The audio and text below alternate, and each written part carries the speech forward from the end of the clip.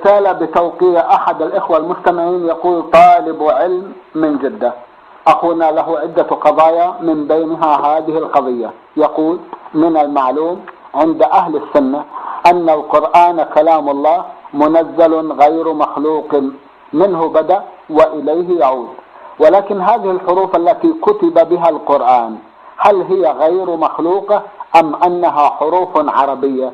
أي هل كان القرآن مكتوب في اللوح المحفوظ بهذه الحروف أم أن هذه الحروف وجدت مع العرب؟ أرجو بيان مذهب السلف فيما سبق والرد على الإشكالات إن كان هناك إشكالات، وجزاكم الله خيرا. هذا الكلام الذي سأل عن السائل قد أجاب عنه أهل السنة والجماعة الحمد لله، وأجمعوا على أن القرآن كلام الله منزل غير مخلوق، منه بدأ وإليه يعود، حروفه ومعانيه. فالقرآن هو كلام الله حروفه ومعاني، تكلم الله به جل وعلا وتبعه جبرائيل وبلغه محمد عليه الصلاة والسلام. فالقرآن كله حروفه ومعانيه وكلام الله، ومن قال إنه مخلوق قد كفر عند أهل السنة والجماعة. فهو كلام الله حروفا ومعاني، وهو موجود في اللوح المحفوظ بحروفه ومعانيه، كما قال سبحانه: بل القرآن مجيد في لوح محفوظ.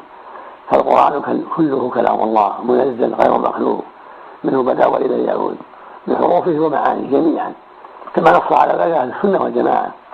وكما نص على ذلك أيضا أبو العباس شيخ الإسلام ابن تيمية رحمه الله في كتبه، ومنها العقيدة الواسطية التي ذكر فيها عقيدة أهل السنة والجماعة. فالقرآن كلام الله حروف ومعاني جميعا، ولا يكون كلام إلا بحروف ومعاني.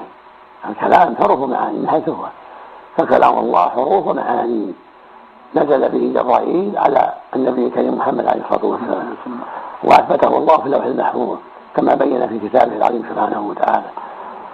ومن قال خلاف ذلك فقد قال الشر وابتدع في الدين وخالف أهل السنة والجماعة. جزاكم الله خيرا.